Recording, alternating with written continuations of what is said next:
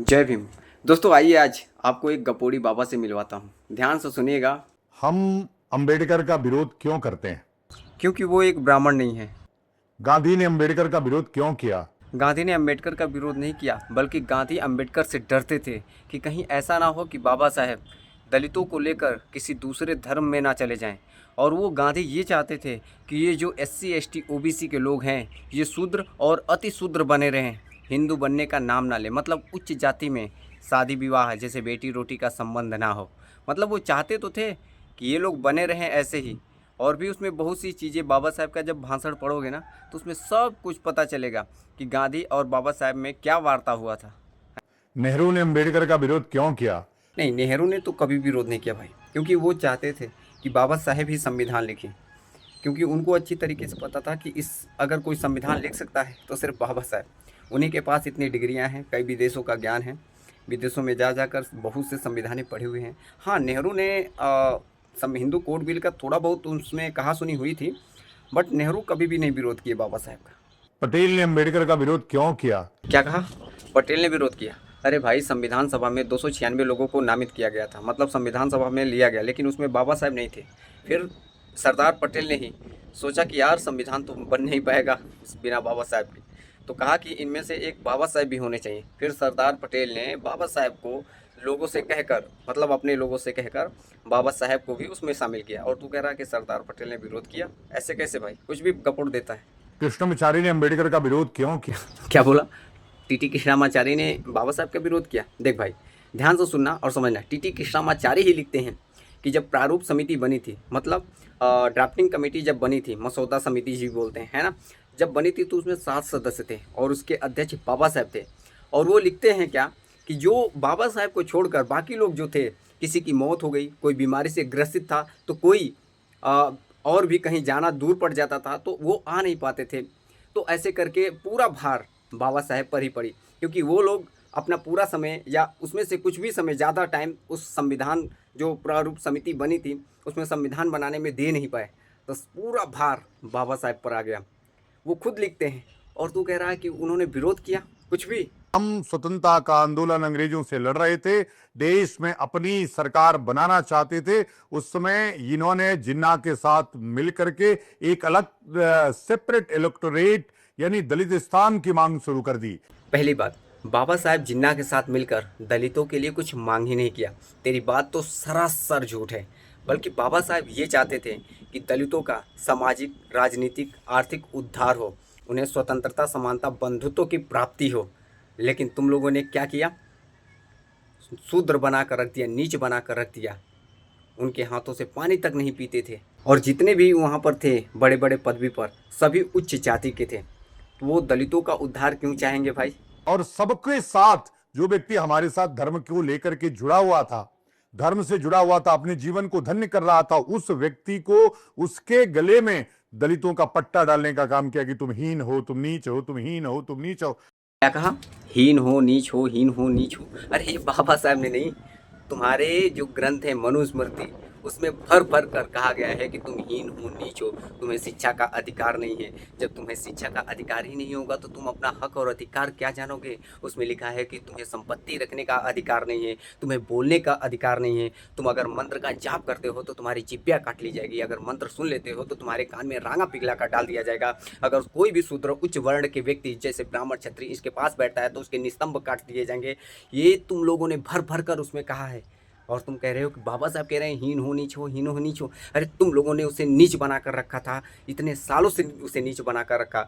हजारों साल हो गए उसे, उसके हाथों से पानी नहीं पीना, ना ही उसकी परछाई छूना, कुछ भी नहीं करने देते थे। उसका कोई भी अधिकार नहीं बचा था। उसे बंधुआ मजदूर बना कर रखते थे। उसके जितने भी पैसे संपत्ति होते थे वो तुम लोग अपने जेब में भर लेते थे। वो पैसा रख नहीं सकता था। जितने भी अनाज उगाते थे सब तुम लोग रखते थे। और तुम बातें कर रहे हो कि बाबा साहब कह रहे हैं हीन हो, नीच हो, हीन हो, नीच हो।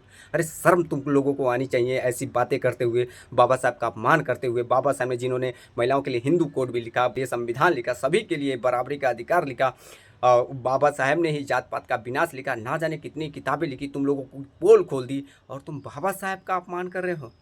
शर्म नहीं आती है? और आज तो होने लग गई कि मैं भी नीच, मैं भी नीच, मैं भी शूद्र, मैं भी शूद्र। क्यों भाई, शूद्र क्यों नहीं रहेंगे? तुम लोगों ने ही तो शूद्र बनाया है ना उनको। खुद को तो सर्वश्रेष्ठ बताया, ब्रह्मा के मुख से 4 लोगों को पैदा किया, खुद को उच्च बताया, दूसरे को क्षत्रिय को थोड़ा उससे कम, वैश्य को उससे कम, शूद्र को एकदम नीचा बता दिया। तो नीचा वाला अब उसकी आंखें खुल रही है, अब पढ़ लिख रहा है, शिक्षित हो रहा है, अपना हक और अधिकार मांग रहा है। तो तुम लोगों के पेट में दर्द हो रहा है। अरे भाई होगा ही क्यों नहीं पेट में दर्द, क्योंकि उनको जो अपना अधिकार पता चल गया, उनको जो बराबरी का अधिकार जो मिला है, तुम्हारे सामने बैठकर वार्ता करते हैं, तुम्हारे सामने तर्क वितर्क करते हैं, तो भाई पेट में तो दर्द जाहिर सी बात है होना है। फ्री का कुछ मिलता है तो हम दौड़ पड़ते हैं, और वही हुआ। आरक्षण अगर फ्री में मिल रहा है तो हम भी शुद्र, हम भी शुद्र, हम भी हिंदू नहीं, हम भी शुद्र, और यह अभियान और जड़ होता जा रहा है। इसलिए इन सभी जितने भी संविधान विशेषज्ञ थे, इन्होंने अंबेडकर का विरोध किया। अगर सभी संविधान विशेषज्ञों ने बाबा साहब का विरोध किया तो बाबा साहब को संविधान सभा में घुसने ही नहीं दिया होता। ये कॉमन सी बात है। आज बाबा साहब संविधान लिख ही नहीं पाते, तो ये पंडा झूठी बोल रहा है, मतलब लोगों को गुमराह कर रहा है, सीधी सी बात है। और मुझे भी आज जब अध्ययन करने को मिल रहा है तो मैं भी अंबेडकर का विरोधी हो गया हूं। हाँ भाई, तू तो होगा ही, क्योंकि तू एक ब्राह्मण है, और ब्राह्मण लोगों में से बहुत से कम लोग ऐसे हैं जो अंबेडकर को मानते हैं।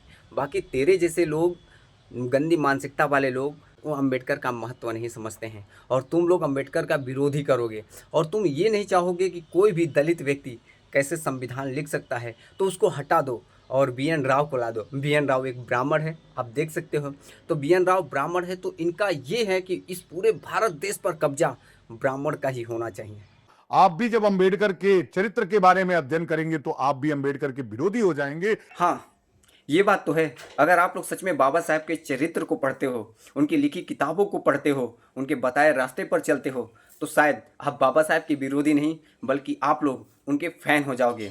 और ये बंदा जो है, ये फैन नहीं, ये विरोधी करेगा, इसलिए क्योंकि ये सोचता है कि ये बाबा साहब जो दलित हैं, इस व्यक्ति ने कैसे इतना कुछ कर दिया, कैसे इतना बड़ा संविधान लिख दिया, इतनी किताबें क्यों लिख दी, है ना। इसके परिवार में, इसके खानदान में कोई क्यों नहीं आज तक हुआ। तो ये बंदा जाहिर सी बात है ना कि विरोधी ही होगा। इसका जलन बरकरार रहने दो आप लोग। इसलिए मैं उस व्यक्ति का विरोधी हूं कि आज जो जातिगत हिंसा फैली है, आज जो एक होड़ मची हुई है अपने आप को नीचे ले जाने की, अपने आप को छोटा दिखाने की, अपने आप को शूद्र दिखाने की, कोई भी अपने आप को नीचा या शूद्र नहीं बता रहा है, बल्कि बाबा साहब के संविधान की वजह से सभी लोग अपना हक और अधिकार मांग रहे हैं। उनको जो स्वतंत्रता का अधिकार है, जो समानता का अधिकार है, जो शोषण के विरुद्ध अधिकार है, ये सभी अधिकार संविधान की वजह से उनको मिल रहा है। जितने भी शोषण उनके साथ हो रहे हैं, वो शोषण अब सामने आ रहे हैं। सभी लोग कंप्लेंट कर रहे हैं, और जब कंप्लेंट कर रहे हैं तो सभी घटनाएं सामने आ रही हैं, और जब सामने आ रही हैं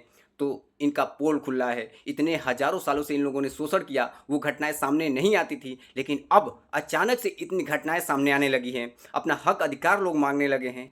इस बात को, इसको पेट में दर्द हो रहा है। यदि हम 75 वर्षों में आदिवासियों की स्थिति को नहीं सुधार पाए, 75 वर्षों में चमारों की स्थिति नहीं सुधार पाए, महारों की स्थिति नहीं सुधार पाए, जाटों की स्थिति नहीं सुधार पाए। अरे भाई, तुझसे किसने कह दिया कि चमारों की स्थिति वही है, जाटों की स्थिति वही है, महारों की स्थिति वही है।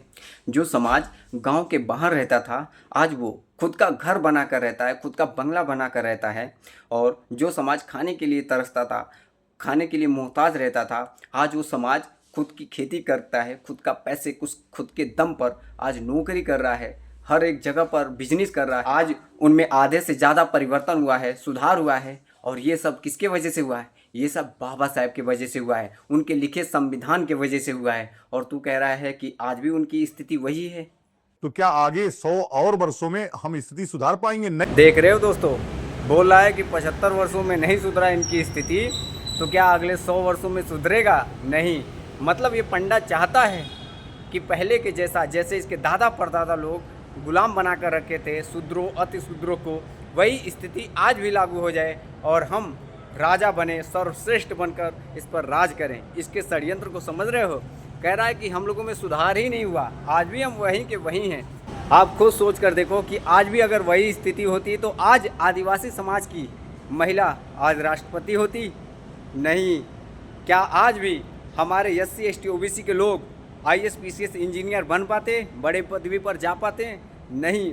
तो ये चाहता है कि पहले के जैसा सिचुएशन हो और लोग गुलाम बनकर रहें, है ना।